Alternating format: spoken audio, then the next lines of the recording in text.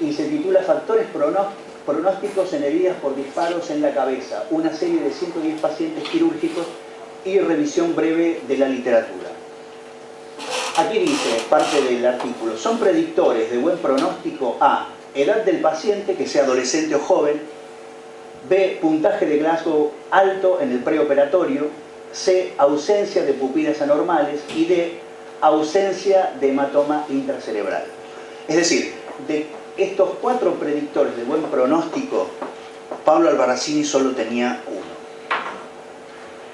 En el siguiente cuadro vemos otra revista prestigiosa, la revista Transfusion de julio del 2009, con un artículo que dice Transcurso del tiempo en etiología de la muerte en pacientes con anemia severa. Parte de la información dice, mientras que no parece haber una etiología aislada que pueda ser predictiva o prevenir la mortalidad de los pacientes anémicos, individuos con concentraciones de hemoglobinas muy bajas con frecuencia no mueren rápidamente.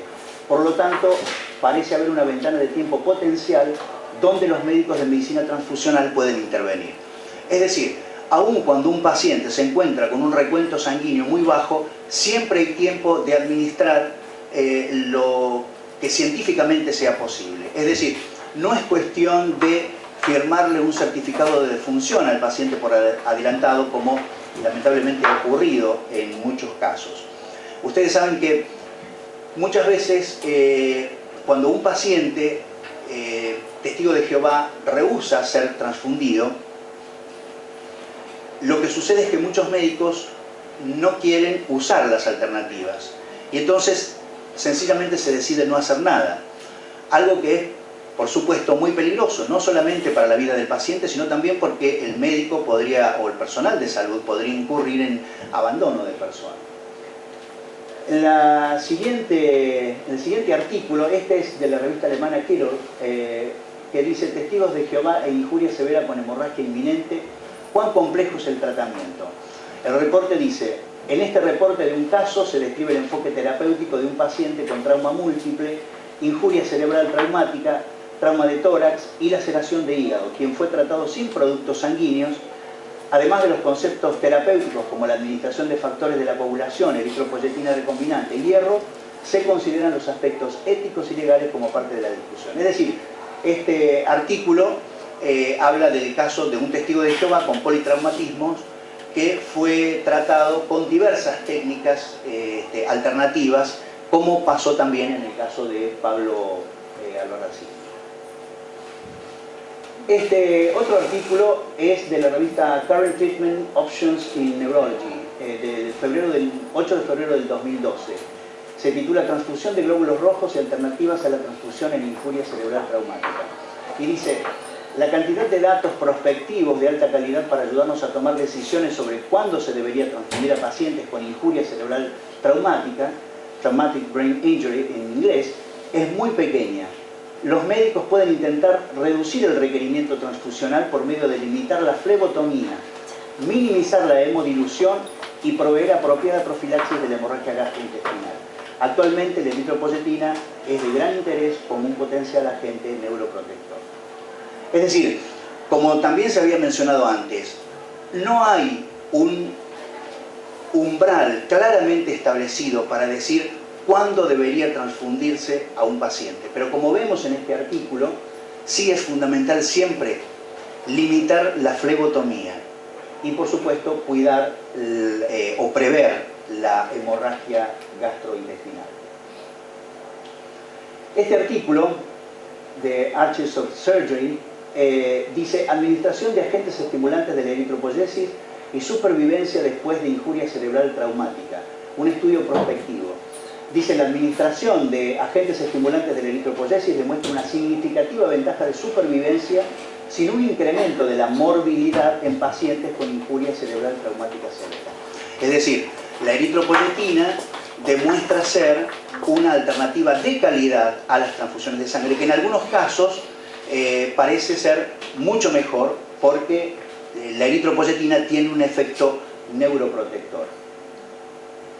En este artículo justamente se muestra eso. La revista Pathophysiology habla de neuroprotección de la eritropoyetina en injuria cerebral traumática. Y dice, numerosos estudios experimentales en años recientes han sugerido que la EPO es un mediador endógeno de neuroprotección en varios desórdenes del sistema nervioso central, incluso en injuria cerebral traumática. La EPO tiene una conocida respuesta según la dosis y una ventana de tiempo para la neuroprotección y la neurorestauración que podría ser práctica en el ámbito clínico. Como vemos aquí en este artículo, en el cuadro de la izquierda, se describe el mecanismo de acción de la eritropoyetina, lo que muestra el efecto neuroprotector.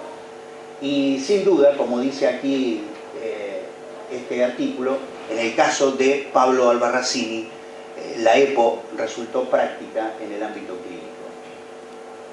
El próximo artículo de Critical Care Research and Practice dice seguridad y eficacia de la eritropoyetina en pacientes con injuria cerebral traumática. Un ensayo piloto randomizado. Dice, recientemente varias investigaciones han demostrado que la EPO tiene un efecto neuroprotector que depende del tiempo en modelos animales, que es independiente de su acción sobre la eritropoyesis. Es decir, otro artículo que muestra el efecto neuroprotector de la eritropoyetina. El próximo artículo de Critical Care del año 2009 habla de anemia y transfusión de glóbulos rojos en cuidados neurocríticos. Dice, se requieren ensayos controlados randomizados de diferentes umbrales de transfusión, especialmente en el ámbito de cuidados neurocríticos. También se necesitan futuras investigaciones sobre el impacto de la duración del almacenamiento de sangre sobre las implicaciones neurológicas de la transfusión. Como dijimos anteriormente, no hay, una vez más, umbrales claramente establecidos para decidir cuándo hay que transfundir a un paciente. Pero si a esto se agrega la ineficacia de la sangre almacenada para transportar oxígeno, como lo hace normalmente la sangre fresca, sería dogmático el que alguien diga que hay que transfundir sangre para lograr un nivel de hemoglobina alto de manera de evitar secuelas neurológicas, como normalmente se dice. En el próximo artículo, también de la revista Critical Care del año 2012, se habla de niveles de hemoglobina y transfusiones en pacientes neurocríticamente enfermos, una revisión sistemática de estudios comparativos. Observen esto, considerando la falta de evidencia con relación a resultados funcionales neurológicos de largo plazo, no puede hacerse ninguna recomendación con relación a qué nivel de hemoglobina alcanzar y cuál estrategia transfusional restrictiva o liberal se asocia favorablemente a los pacientes neurocríticamente enfermos. Una vez más, se pone énfasis en el hecho de que ciertas recomendaciones médicas no deben tomarse como un dogma inalterable. Ustedes que están estudiando seguramente deben saber, por ejemplo, que se había mencionado en la presentación anterior. En el año 1942, un estudio de Adams y Landy determinó que el umbral para hacer una transfusión era de 30% de hematocrito y 10% de hemoglobina. Ustedes saben, la medicina es un campo, una ciencia que avanza cada día.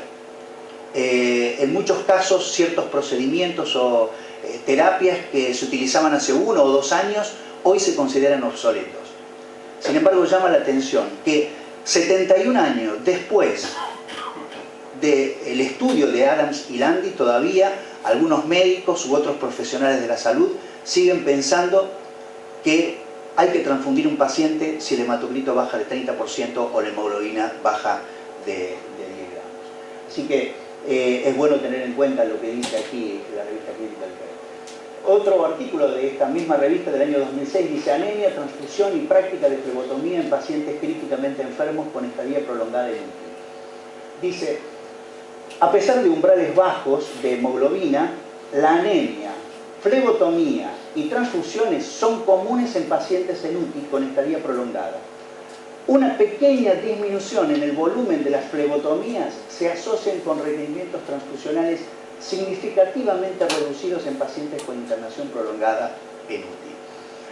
Uno podría decir, se cae de maduro, es absolutamente lógico, razonable, que mientras más tiempo debe estar un paciente internado, más cuidadoso habría que ser con la cantidad y la frecuencia de las extracciones para análisis bioquímicos. de manera de no incurrir en la anemia iatrogénica. Sin embargo, es notable la resistencia que hay de parte de médicos y a veces enfermeros de UTI cuando se les sugiere, tal vez el comité de enlace les sugiere que por favor tengan cuidado en el caso del paciente testigo de Jehová con las extracciones que se hacen para no causarle precisamente una anemia.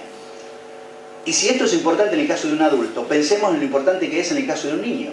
De hecho, está absolutamente comprobado que la causa principal de anemia en neonatos internados en UTI es la flebotomía.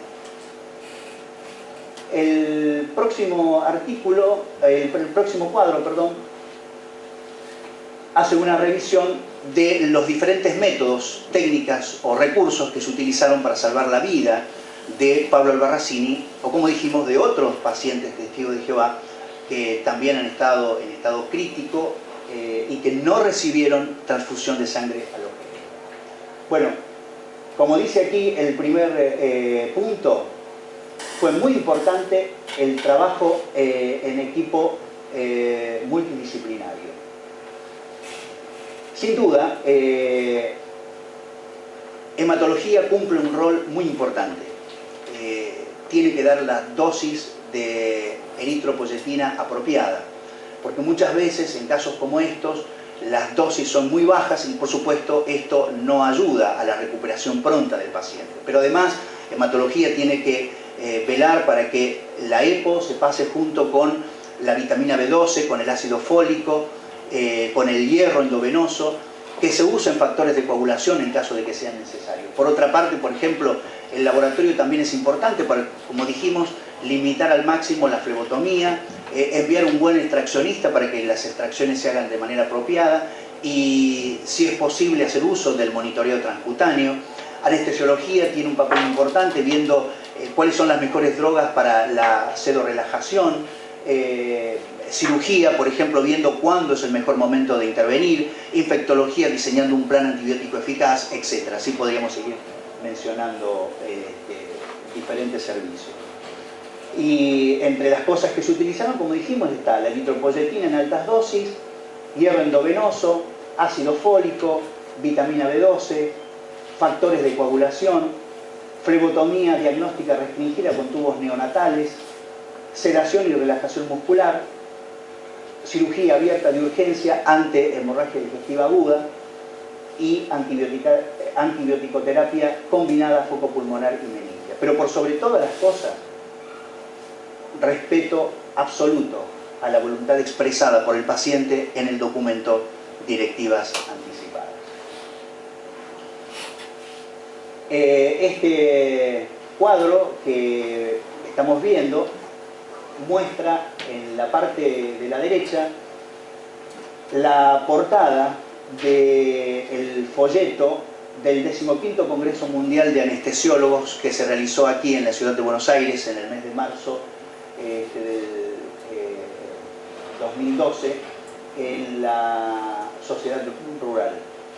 En este congreso el doctor Arie Shander, un médico prestigioso anestesiólogo que es el director del Departamento de Anestesiología del Hospital Englewood en New Jersey y es profesor además de la Escuela de Medicina Monte Sinaí, que también está asociada al Hospital Englewood, dijo en el tema que él presentó llamado Una visión crítica sobre la seguridad y eficacia de las transfusiones de glóbulos rojos, plaquetas y plasma fresco congelado.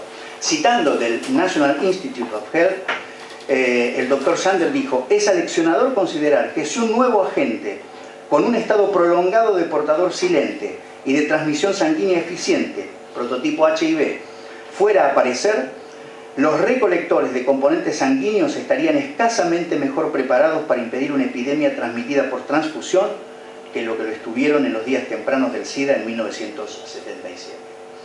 Sin duda, vale la pena tener en cuenta lo que los profesionales que trabajan con alternativas piensan acerca de los riesgos de las transfusiones de sangre, a pesar de toda la tecnología que tenemos a mano.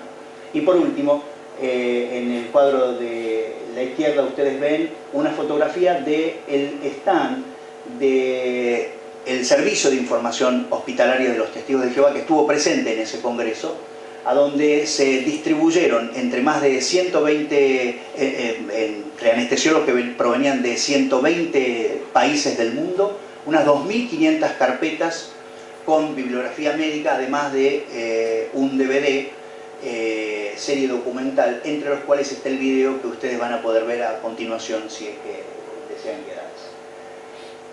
Es probable que este stand, ustedes si han ido a algún congreso médico lo hayan visto, o si no, que lo vean en el futuro, porque el deseo del Servicio de Información Hospitalaria, así como de los comités de enlaces con los hospitales de los Testigos de Jehová, es ayudar a difundir toda esta información médica, esta información científica, para que estas alternativas sean conocidas y se pueda tratar de manera apropiada, no solamente a pacientes testigos de Jehová, sino a todos aquellos que puedan rehusar una transfusión de sangre.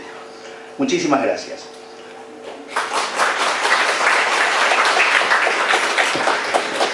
Si ustedes desean ver y escuchar lo que el doctor Shander, que se mencionaba recién, y otros 15 facultativos más de todo el mundo mencionan en cuanto a por qué y cómo utilizan las alternativas para evitar la transfusión, los invitamos a quedarse 30 minutos para ver un DVD.